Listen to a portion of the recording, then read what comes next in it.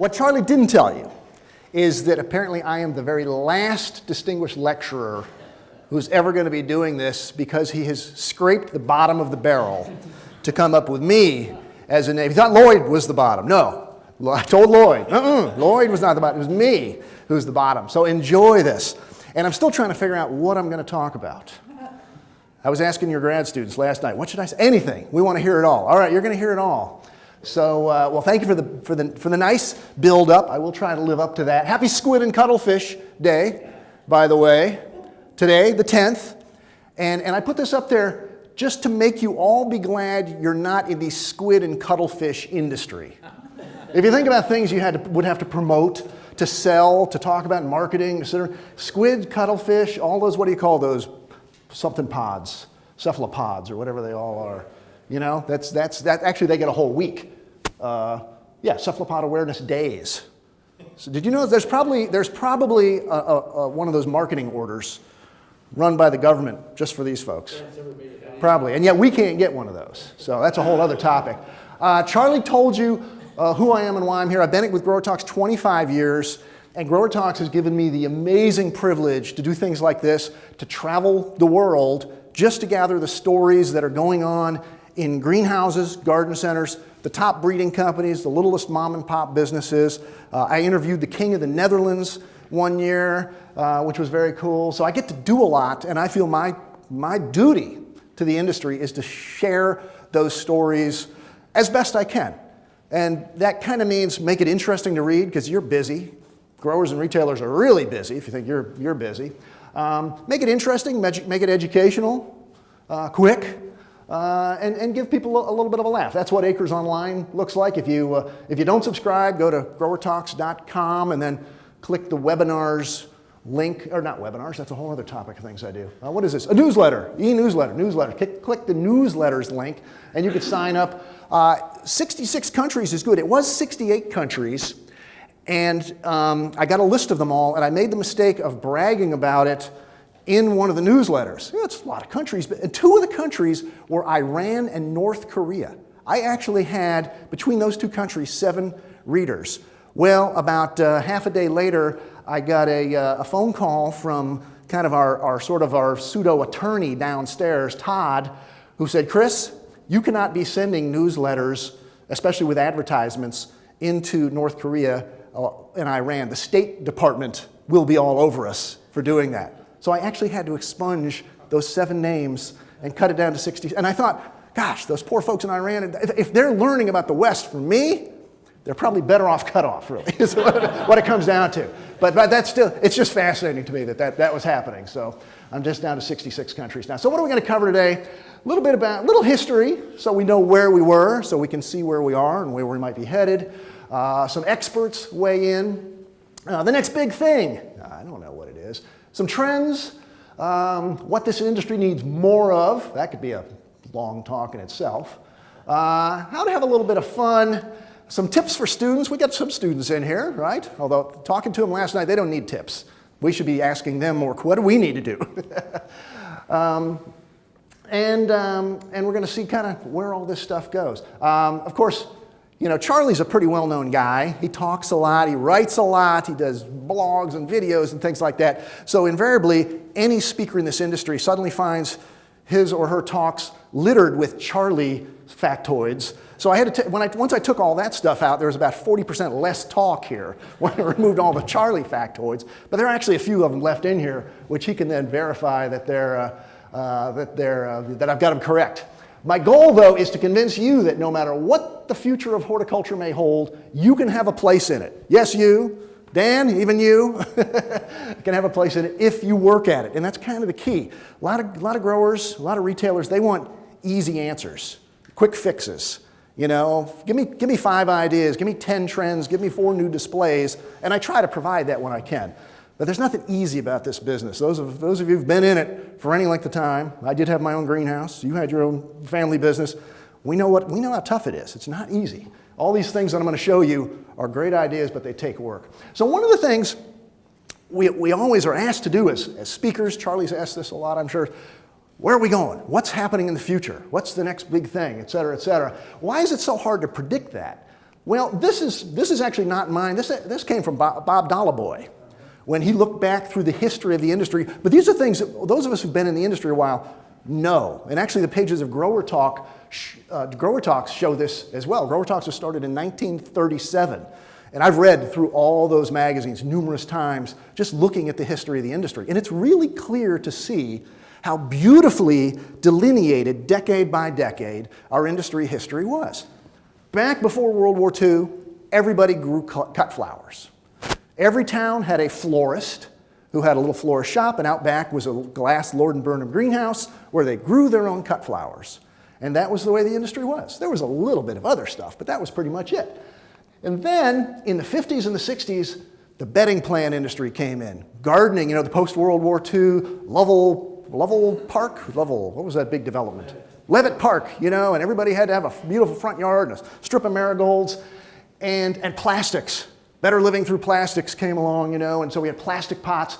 That was the big developments of the 50s and 60s. Very clean and easy to see these massive trends. 70s, the foliage boom. We came in, my wife and I, 78, 79 at the tail end of it, but how many of you had macrame hanging in your dorm rooms, right?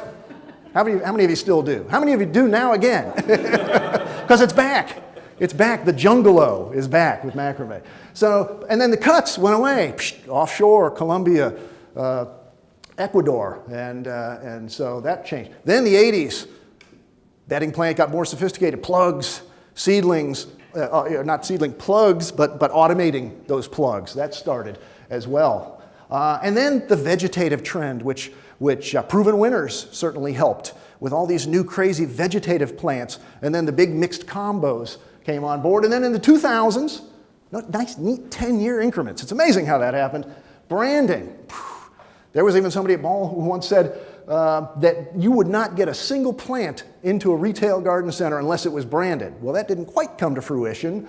But for a while there through the 2000s, as I was reporting on the California pack trials, there were half a dozen new brands rolled out every single year. You couldn't keep up with them. Now we're back down to half a dozen or something. But then, okay, what about the 2010s? What is it? Well, gosh, we're almost at the end of them. I don't know what it is. There's certainly no one thing that you can delineate our industry by. It's everything. Sustainability was hot for a year, 2008, I think. We even did a sustainability conference. It was kind of a flop because nobody cared because the recession hit and there you went. Efficiency, consolidation, trucking, labor, all these things are suddenly happening through the 2010s to where, it seems like you're not going to be able to identify any big industry trend that makes it easy for us as industry people to say, here's what we need to be focused on. So we did a story with some notable folks in the industry, smart folks who've been around a long time and are pretty, kind of thought leaders. Did a big story in Grower Talks called, What's the Next Industry Game Changer? We wanted to find out, what is it? Help us figure it out. And to a man or a woman, in this case, they all said the same thing. We can't find it. We probably won't. Annabelle said, I'm looking for the next big thing, but maybe there isn't going to be a next big thing. Maybe this every decade thing isn't going to happen anymore, and it's going to be a bunch of little things. And she thought, well, maybe the industry is kind of stuck. Maybe the big thing is yet to come. And in 2020, it'll hit and it'll be identifiable again. But that's how she viewed it. Abe Van Wingerden, one of the co-owners at Metroline and Greenhouses, he says definitively you can't define decades anymore. They're defined in much shorter blips. Things happen very quickly, the trends. He says, think about the cell phone when it first came out. It was cool for 10 years. Then the iPhones start rolling out every 18 months. So nothing stays cool for very long anymore. There's always something new. Stan Palmer, a well-known industry consultant, used to be the buyer for Target. Whatever the next big thing is, and I can't put my finger on what it is either, it's not going to be as revolutionary as the things that have happened in the past. And that probably comes down to the fact that we've become a mature industry. We don't have the big, almost low-hanging fruit developments anymore. Or if we do, we haven't spotted it yet. And speaking of mature, Charlie Hall, did I say that? Charlie Hall said, every industry goes through a life cycle, an infancy stage, a growth stage, maturity stage. And when my family business was growing in the late 70s and early 80s, I got into the business in the early 80s myself, the industry was at almost 14% growth every year. So you didn't have to have a lot of business acumen to really be making some money because, excuse me, the rising tide was floating all boats. And I didn't put in the numbers how much they've decreased, those percentages of growth, but they're way down there. It's not 14% anymore. So this is where I get into the answer. What do you do about this? Okay, say that's the way it is. What do we do about it? So we ask those same experts for some of their opinions. Abe, and if you've ever been to Metrolina, a visit will attest to what he says here. You've got to be more broad-based and not just in product. You can't just be a good grower anymore. You've got to provide more services than that to your customer. That's Metrolina's take on things. They're very good at what they grow. They grow tremendous volumes. They've got 177 acres, last time I checked. It might be 200 by now. All top quality, practically florist quality for as much as they do, and super efficient. They always are the first to invent new machines, and 18 months later throw them out because they've just invented something better. But they have gotten into logistics in such a big way they practically run their own trucking company. They've got acres of truck lots. They ship 175 trailers a day during the peak time. It's unbelievable. They ship more in one day than I shipped an entire season, an entire year from their greenhouse. So he's really good at logistics, really good at service. They've gotten really efficient at energy production, at one time trying electric boilers when electricity was cheap, and then immediately getting rid of that when electric went back up and going into biomass heating. So they're very broad-based and very good at what they do. Now, not everybody could do that. Charlie Hall said, you've got to emphasize the many benefits of plants, especially to millennials who want to know what else does it do.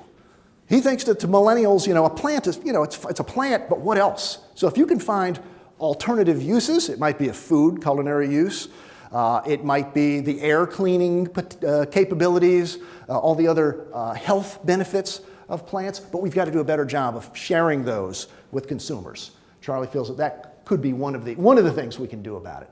Dr. Marvin Miller, who's the hortistician, something Charlie aspires to be, but he still has to work up the ladder to hortistician at Ball, he says change the mindset that plants are not a luxury, they're a necessity. That's a tough one. That's a tough one for people, but it's certainly one option. And so this is a brand new product that just launched on Kickstarter a week ago, 2 weeks ago, something like a couple of weeks ago. It's called Breathe. You know it's cool and trendy because it's lowercase and with a macron over the E. See, that's proof that I'm a journalist, that I know that's a macron. So making it on your keyboard is a whole other matter. That requires IT. But this is, there have been scores, hundreds, thousands of indoor plant growing devices, green wall systems, self-watering pots. They're a dime a dozen. I yawn when I see them. This one's a bit different in that it is actually an active air cleaner or air purifier that uses the root zone of the plant to purify the air. It's not depending upon the sort of static transpiration of the plant to do the air cleaning. It is actually using a fan to pump air, slowly but surely, through the roots of the plant and then up through the plant canopy. So it's actually using the root zone to clean the air. And Breathe is part of a company that's also building green wall systems that work the same way. They're active green wall systems. And this is pretty cool to me. This is kind of higher tech, but more effective than just putting a spathiphyllum in the corner and saying, hey, it's cleaning the air too. Because while we have loads of NASA research and other things, nobody's done a very good job of really marketing and promoting this idea that, hey, plants can clean the air. This is a little bit more high-tech way to do it. So it's pretty cool. And they're at $100,000 on Kickstarter, twice their anticipated goal in 30 days. So it had a pretty good rollout. Michael Geary, the former head of American Hort, said we've got to help consumers be successful and get past their fear of failure. And yeah, that's a good one. As plant people, we kind of forget how little people know about plants, how afraid they are of killing a plant. How many people that you know say, oh, I've got a brown thumb. I don't grow plants anymore, I got a brown thumb. I don't think, and there's no such thing as a brown thumb. You just haven't killed enough plants to figure out how to not kill them. That's really, my wife kills 3 plants a week. She owns thousands, so you don't notice, but she's a 35-year horticulturist. She still kills plants. She just buys more of them. So I think that's a really good point. For a while, we wanted to liken plants to wine. How many wine drinkers here? Put up both hands. That's how much I like it. You know, you buy a 10 or 15 or $20 bottle, which is an occasion, bottle of wine, and it's gone in an hour, right? So we've said, well, gosh, why wouldn't you buy a $10 or $20 bouquet that lasts a whole week on your kitchen table? And then, you know, it dies, it's up and you throw it away. Well, people hate the idea of something dying, especially a live plant. That's like saying, hey, get a kitten. Yeah, it'll die in a while, but then get another kitten. No, they don't want to kill things. Killing a bottle of wine is different than killing a plant. Okay, so that one doesn't work. Don't try it. We've tried it. Doesn't work. All right. So, but how far can we take? This is where it gets fun. How far can we take helping people be successful with gardening? And as I watch this modern world of millennials and the whole tech sector out in Silicon Valley look at our industry as like ripe for the apping or ripe for the coding, I get scared because there's some weird things going on.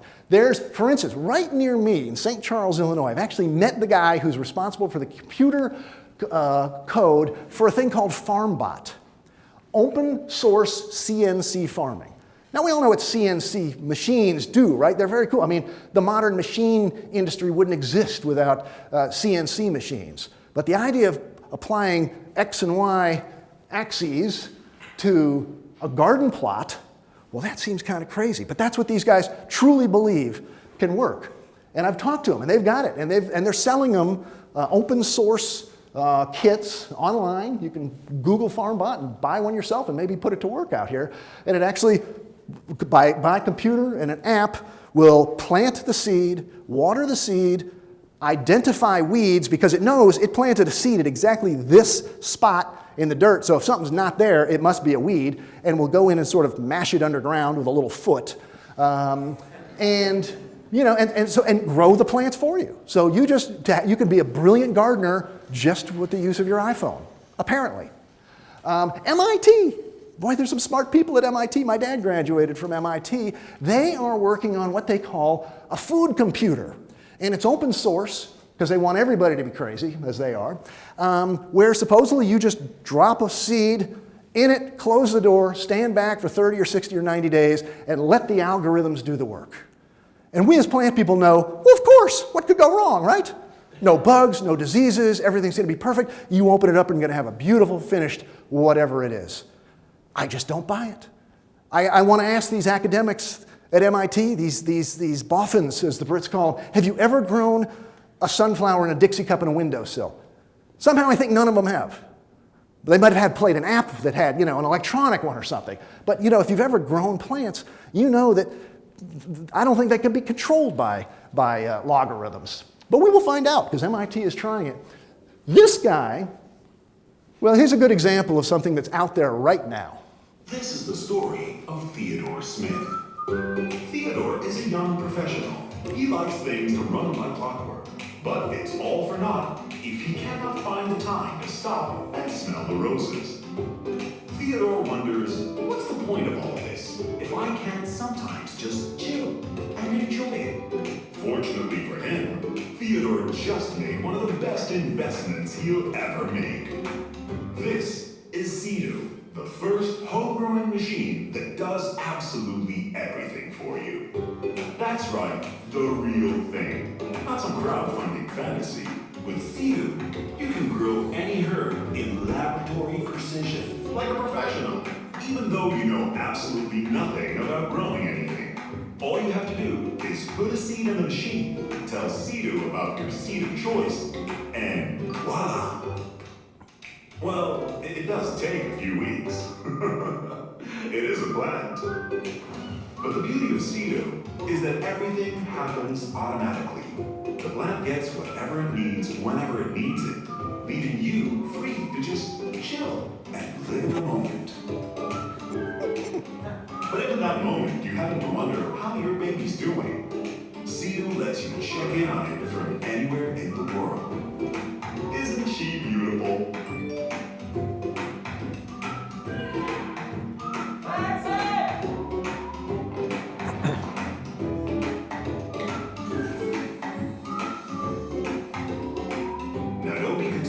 Sea-Doo's relatively compact dimensions, this bodaciously hefty, customized bush would last until the next harvest is blooming. So, if you'll excuse Theodore, he's got some chilling to do. Cedar. Let it grow. Well, that's one way to make a buck in the industry. There was only one flaw in that video. Theodore would not have caught a taxi. He'd have gotten a Lyft or an Uber, for sure, right? You know, last thing on the what you can do about it. Anna says, and I think it's good advice. I think Charlie would agree, because you cannot predict the future. No matter how much we know, no matter how many of my talks you listen to, don't focus on the ends. Don't focus on the destination, like we are going to be X kind of a grower doing X crop at this size. Focus on the means to do it. And then be fast, fluid, and flexible. So when the trends change, you can now do something else that meets the trends. And don't have a lot of debt. Yeah?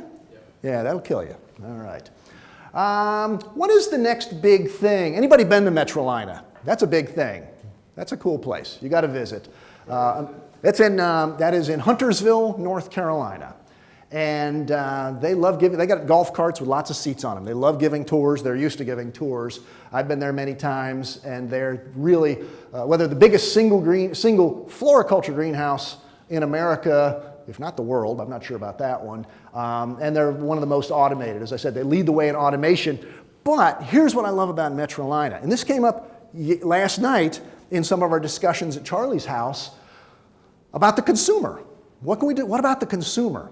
And one of the big innovations now, it's like a mind-blowing moment. What if we ask the consumer what they want? What they think? We as an industry have not been good at that. Even retailers who have consumers coming in their doors 7 days a week and spending money at the cash register don't take the time to stop and ask them, why did you decide to buy that plant or or anything like that? We just don't take the time to do it. We're too busy watering. So at Metrolina, which sells to Lowe's and Walmart and Home Depot, they have put together, and they've been doing this for quite a few years now, a giant, at least 2,000 consumer focus group with great sponsorship. I think it's very professionally done, the way they operate it. And it's all about showing consumers various kinds of products and packaging to get feedback before they put thousands or hundreds of thousands of them into the stores to try to minimize waste. Because one of the things you can't do as a greenhouse these days is throw away product. Back in the 14% days, you could throw away a lot of plants and still come away with jingle in your pocket at the end of the season. Not more. There is no room for that. So one of the ways Metrolina minimizes that is by pre-selecting products based on consumer feedback. And it has really worked. It helped them relaunch painted poinsettias, for which they got 98% sell-through. That kind of sell-through is amazing.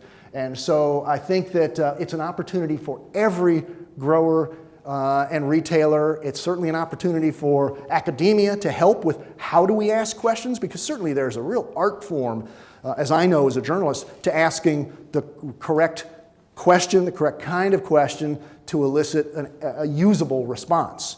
Although any kind of chat with any customer is better than nothing. So that's a big opportunity there.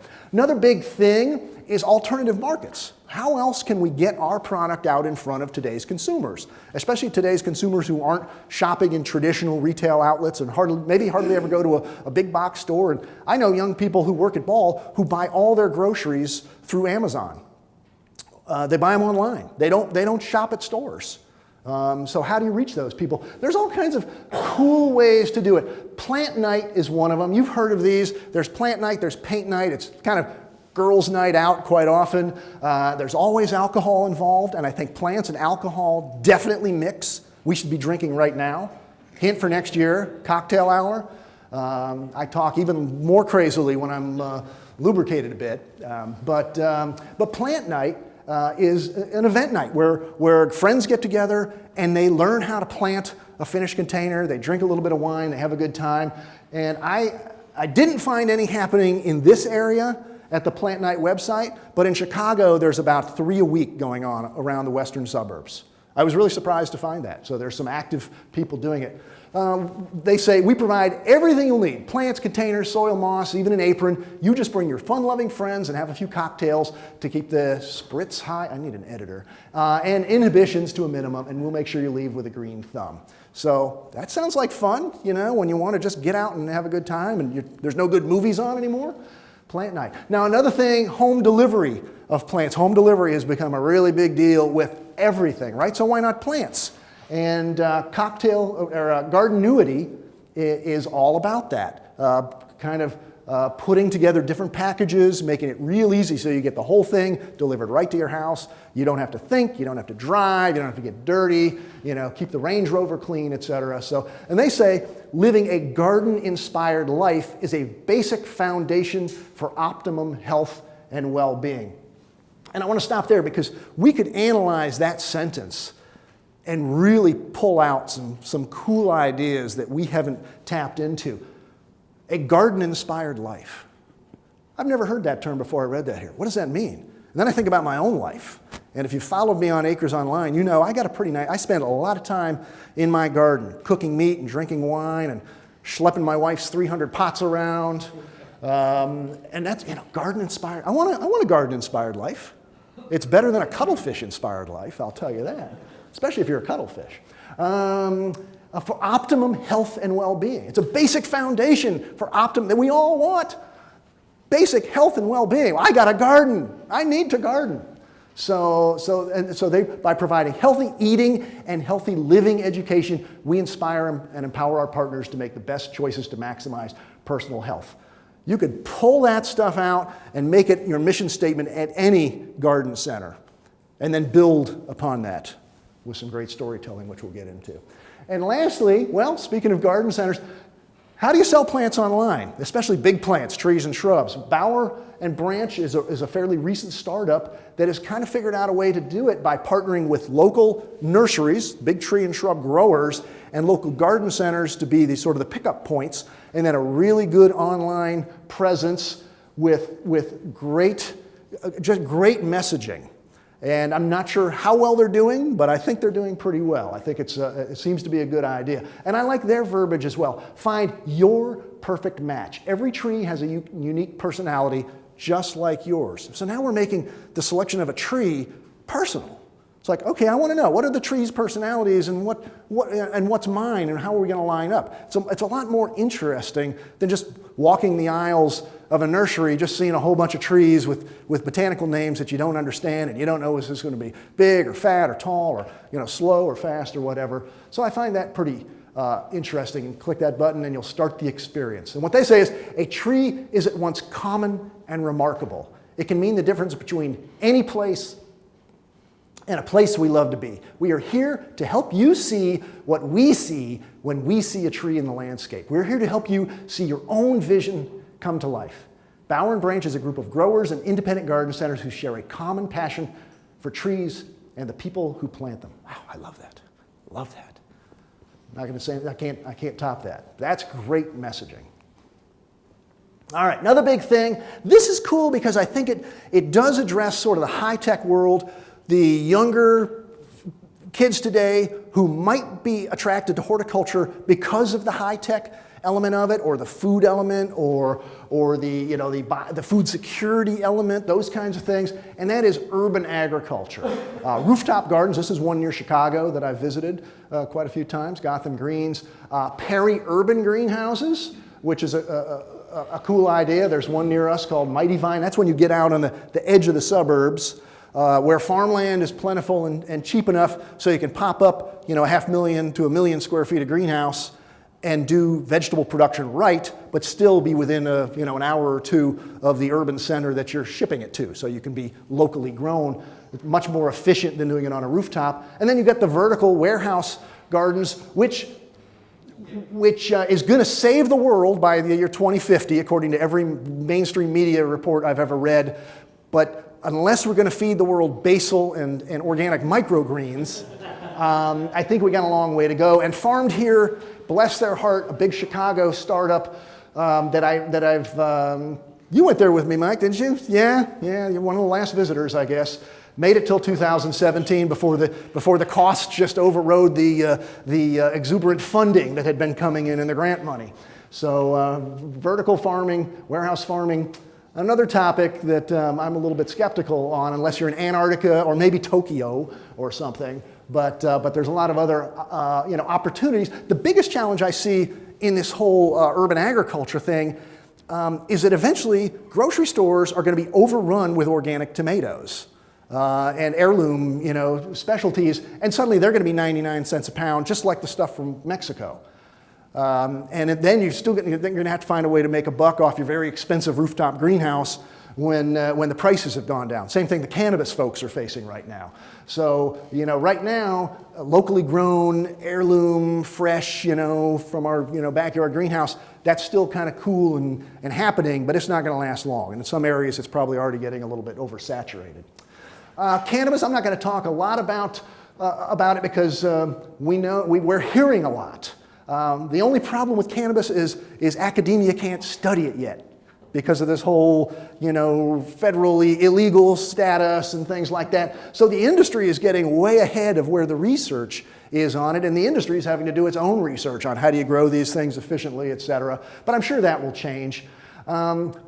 This is great for attracting young people to our industry whose first opportunity, growing plants is going to be in a cannabis facility. I meant to put in a picture, and I forgot, of a facility I've been to in Colorado that is beautiful, brilliant, amazing. It's run by a floriculture family, so they know how to grow plants. They've gotten into cannabis. The one big difference is the massive chain link fence, the razor wire, the 44 cameras linked live time into the Colorado Cannabis Board offices, so every move you make is scrutinized. Every door you go through, they know. And we plant people. We tend to be plant people because we like the outdoors. We like the freedom to roam. We don't want to be behind chain link and barbed wire. So what I'm hoping is these folks do a stint in a cannabis greenhouse, make some money, have a good time, learn a lot about how to grow a crop, but then say, you know what? Those guys at the flower greenhouse seem to be having more fun. They can come and go as they please. They're not scrutinized and fingerprinted. I'm going to go apply for a job over there. So we'll stop this onslaught of flower growers going to the cannabis world, and they'll start coming back because we're just more fun over here.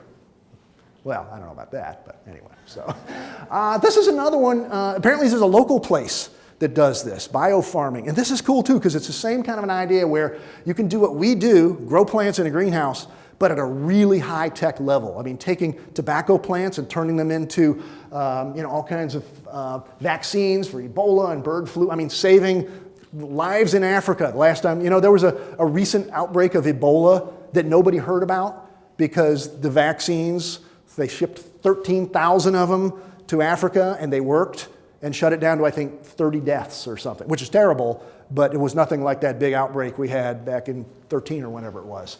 So to me, that's cool because it's another part of our world, growing plants in a greenhouse, but man, talk about at a whole different level. So these are opportunities. Now I've talked about some trends and some, where big things are going, and maybe, these are business opportunities or classroom opportunities. But one of the things Anna Ball has always said, I think she got it from her dad, Carl Ball, that is, for every trend, there's a counter trend. And to me, I like it because it's a good excuse to not follow the trends, just because I'm too lazy to go over there. Now I'm going to do this other thing, and look, see, I'm doing what Anna said. Start a counter trend. But it's true. So while you've got these massive big greenhouses like Metrolina, becoming, well, an illustration, buggy whip manufacturer. Did you want to be a buggy whip manufacturer when Henry Ford rolled out the automobile? Probably not. But today, I'm sure somebody is manufacturing buggy whips, very nice ones, at a very high price for those people who still drive around in horse and buggies. There's not many of them. It's not like the old days, but it's still there. It hasn't completely gone away. So one of the ways you can buck the trends today, when everything's getting big and efficient and high-tech, is to go the opposite direction and be what I call boutique. Now, right away, you think of boutique, you think nice. You think expensive, exclusive. I mean, boutique just has lots of positive connotations. I'll tell you when it hit me personally. I like making Grower Talks magazine. It's been around for 80 some odd years, and I'm a staunch protector of it. I was at a meeting, and one of my competitors was speaking, like I am now. And he said, he's a publisher, he said, you know what, in 5 years, print is going away. There's going to be no more print. Everything's going to be online. And I was sitting out in the audience, and somebody said, it might have been me, oh, come on now. All the print's going away? Isn't that a bit of an overstatement?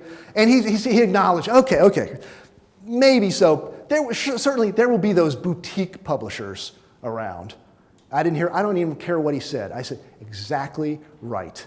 And that's me. I'm a boutique specialist, high-end.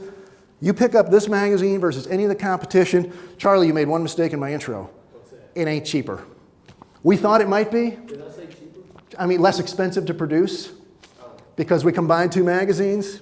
Actually, I think our initial budget was $100,000 more per year because we decided we're going to make it good. So this is the heaviest cover stock in the industry, the heaviest body stock in the industry. I mean, you can't see through my ads like you can in the competition. It's a little bit bigger square, so when it's on your desk, let me just say, if you got a fly problem in your office, this is the magazine to grab right there. Just be careful there's no small children or pets around. You could injure them with that. So we're a boutique publisher. All we do is horticulture, the best of the best, and I thank my competition for pointing that out. So that's one answer. Oh, that's it right there. Deliver mind-blowing service. I love good customer service stories. Great customer. That's probably one of my favorite goosebump kinds of things. When somebody tells me they went someplace and some person at that store did something that just blew their mind. And it doesn't happen often. Here's the thing. We are all consumers. Every day we're out consuming products, whether it's online, in person, whatever it might be, over the phone. And so you can think about all the interactions you've had. And when was the last time somebody blew your mind? Doesn't happen often, does it? When it does, you probably tell the story, right? Just like you tell a bunch of people when you had a rotten experience, which happens a lot more often. So I found some examples. Just for fun. The UK grocery chain Sainsbury's renamed its tiger bread after a 3-year-old girl wrote a letter to the company saying the bread looked more like a giraffe. And the person who made that decision probably didn't think that the letter from the 3-year-old and the end result was going to go viral around the world, picked up by every newspaper, not just in the UK, but now some guy in middle of Texas is talking about it. But that's how cool that little decision was and how far it went. That, to me, is mind-blowing. Zappos, the shoe company, which is already a great company. Anybody buy shoes from Zappos? They love, my wife, there's 10 boxes a day coming and going. It's just constant, it's nuts.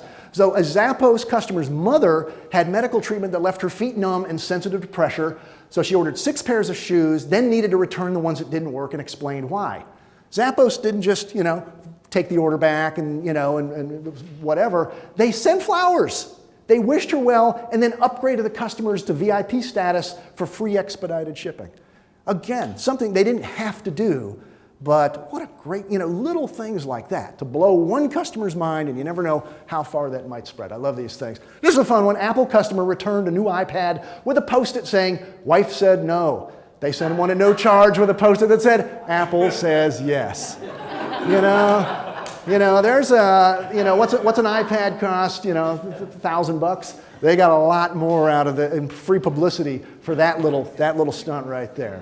So I love, it's hard to do, but you got to teach people. Is there a class on customer service?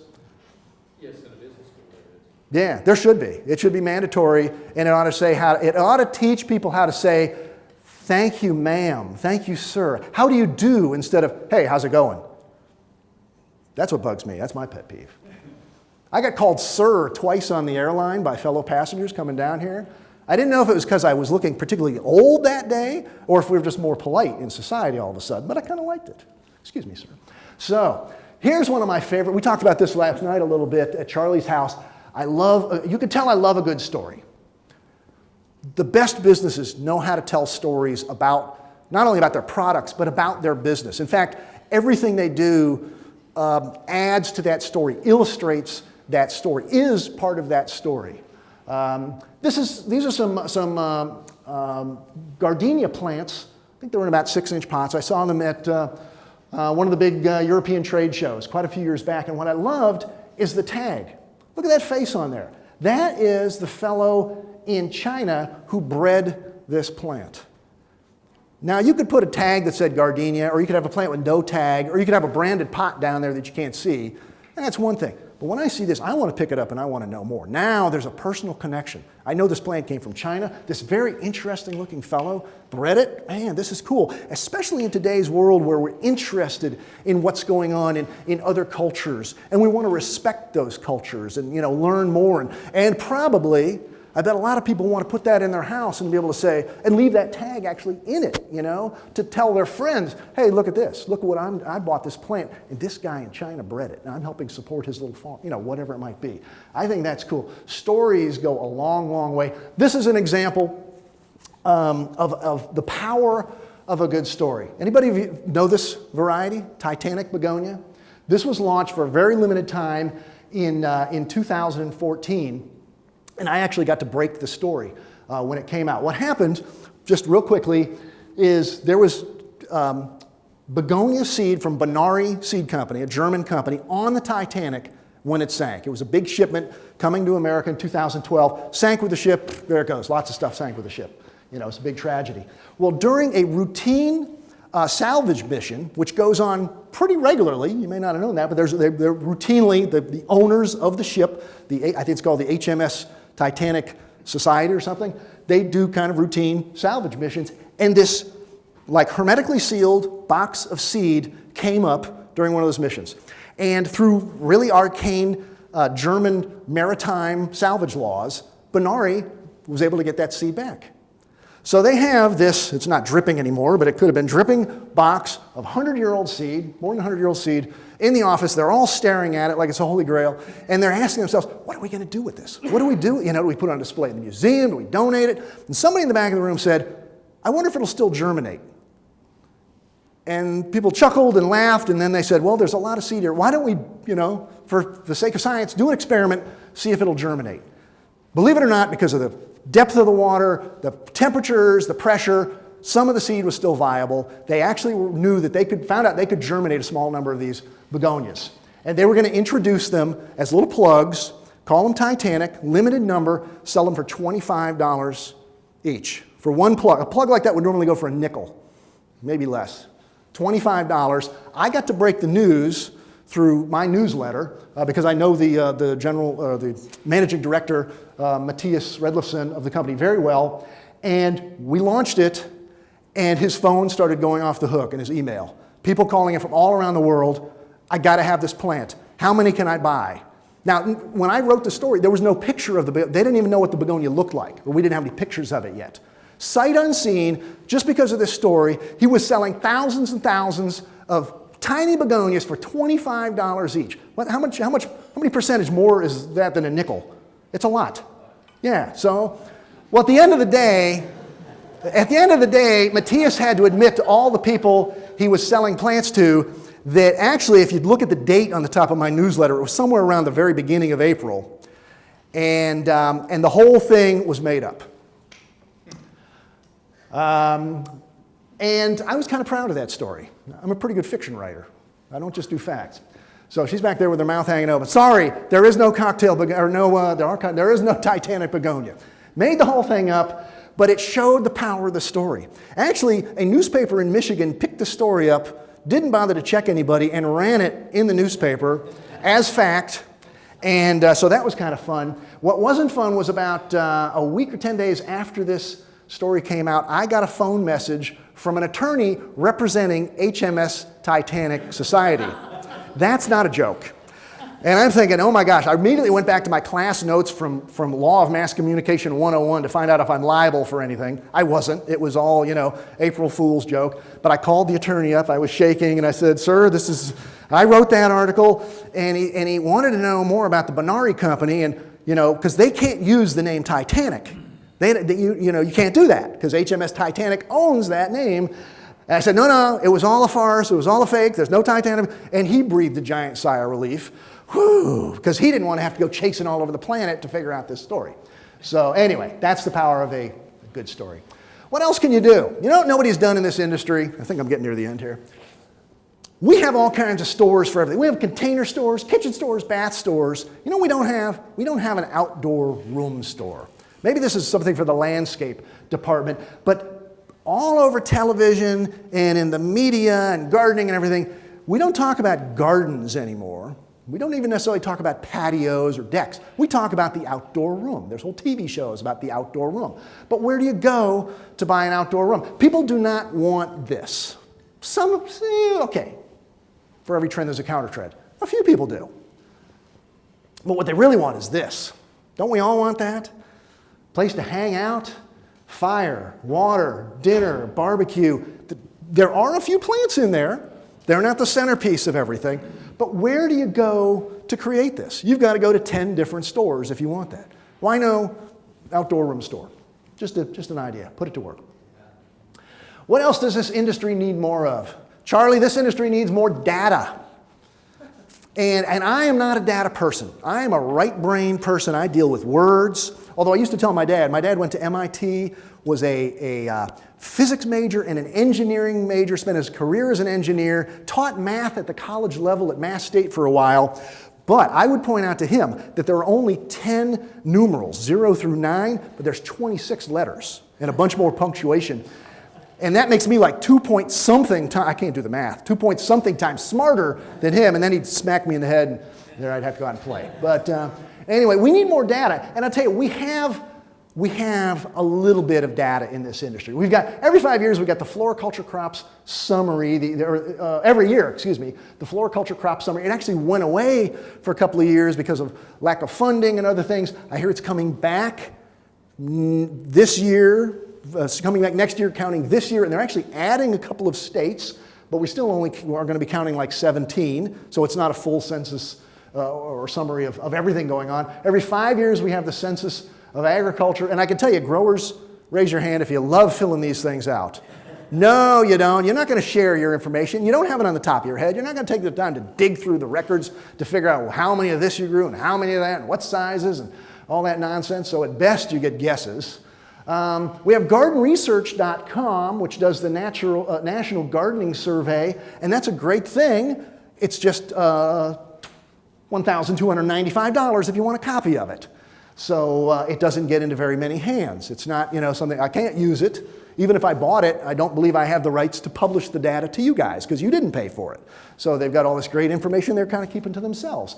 And you get private firms. I'm sure my own company, Ball, and all of its subsidiaries knows a whole lot of stuff about the particular portions of the industry. How many geraniums are grown around the world by them and their competitors? Things like that. You think they're going to share that with me? Heck no, I've got 23,000 friends in 66 countries, so they don't tell me anything. I try to do the occasional survey. I do an annual wage and salary survey we've done for like 20 years now. It's not terrific, but it's the best thing the industry has to figure out what wages and salaries and benefits are for growers and retailers. And I do the River Ridge Report, which is truly the most scientific thing ever, wherein my wife and I drive around my neighborhood, 14 streets and 356 houses, counting my own, looking on front porches and counting whether they've got hanging baskets, pots, plants in the ground, or nothing, and then tabulating this data to figure out what percent of my neighbors garden, what percent don't garden, whether that's changed, whether they're doing more baskets, more in the ground, et cetera. And we've done this for about 15 years. That's actually sponsored by SunGrow now. I should make them rent me a Ferrari or something to do the tour, and it would be more interesting. Some people say, well, why front yards? That doesn't mean anything. What about the backyard? And I said, you want me to get arrested for being a peeping Tom? No, I'm not going to look in backyards. Although I do have a drone now, so that could work. And then Charlie is doing some tremendous, groundbreaking work with your market metrics. And from the instant I heard about it, I was giving the hint about what can you share, what can you share? I was hitting him again last night, so he knows eventually I would love for that to trickle down, to the rest of the world who can't afford to be a part of what he's doing. But the data's there, but it's not available for everybody. So we need young people, we need more data. Then again, because I'm a gut person. I work a lot on instinct. When I run the magazine, I run it on gut. And you could do worse than share a philosophy with Richard Branson, who says, I rely far more on gut instincts than researching huge amounts of statistics. And so there's my counter trend right there. So most of all, and I hope it comes across in my talk, this industry is fun. And so we as business people, you as instructors and students who are going to be the future either instructors or business people should express the fun that flowers and plants can bring to your life. Yeah, there's lots and lots of benefits, but to me, having fun, having a good time in a beautiful garden. I mean, have you ever been in a beautiful garden and not been smiling? You know? I don't think so. So I love fun, and there's weird places you can find fun. This is one of my favorite examples of a company that decided to have some fun and made a heck of a lot of money doing it. Fruits and vegetables are facing an absurd situation. On one hand, people are encouraged to eat at least 5 a day. A lot of money for families. On the other, we throw 520 million tons of it away each year. Tout ce qui est entrepôt dans la norme, c'est poubelle. As the European Union made 2014 the European Year Against Food Waste, Intermarché, the third largest supermarket chain in France, decided to rehabilitate the non-calibrated and unperfect fruits and vegetables.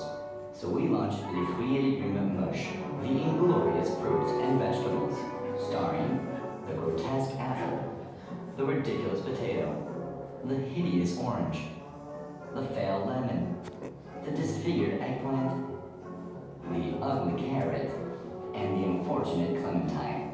Now, you can eat 5 inglorious fruits and vegetables a day. As good, but 30% cheaper. How did we do it?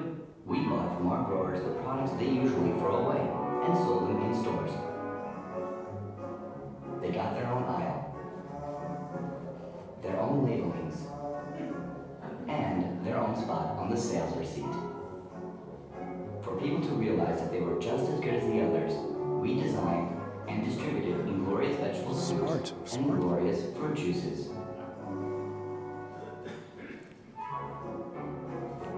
And it worked. Our new kind of fruits and vegetables were an immediate success. We faced only one problem, being sold out.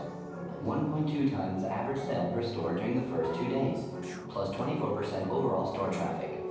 This initiative increased awareness about food waste. It created a lot of conversation in social networks. Over 13 million people reached after 1 month, and had a big impact in the media. Finally, journalists suggested that every supermarket in the country should do that. Et moi je milite pour que ça continue, que ça soit dans tous les supermarchés. Bonne idée. The inglorious fruits and vegetables. A glorious fight against food waste. Genius! Love it. Love it. Why haven't we seen that here? You know? That was 2014 when I showed that. The ugly lemon from the maker of the lemon. Ah, just love that stuff. The eggplant. So ugly we could sell it for cheaper and it'd still be good. All right. 2 minutes left. Another way, this is a tiny little greenhouse up in, South Dakota, I think, or something like that, that did something quirky, and this thing went so viral, you won't believe it.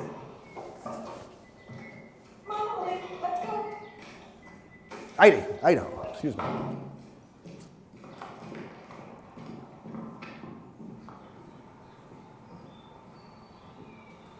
Little tiny greenhouse promoting their annual plant sale.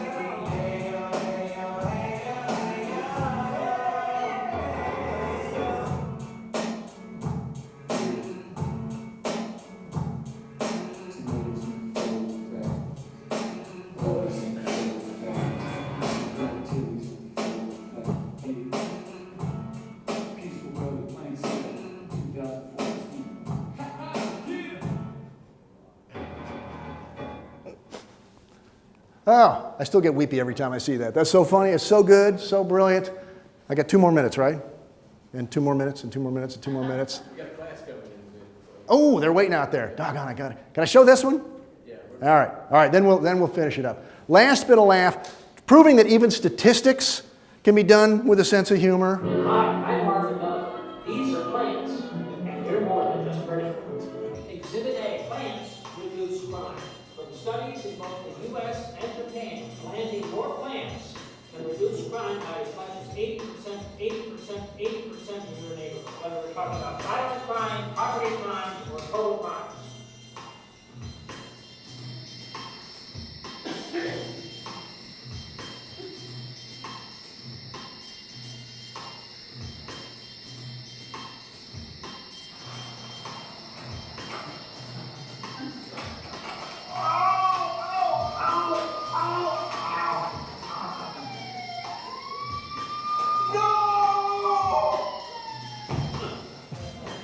See, more evidence. Plants, they're not just pretty.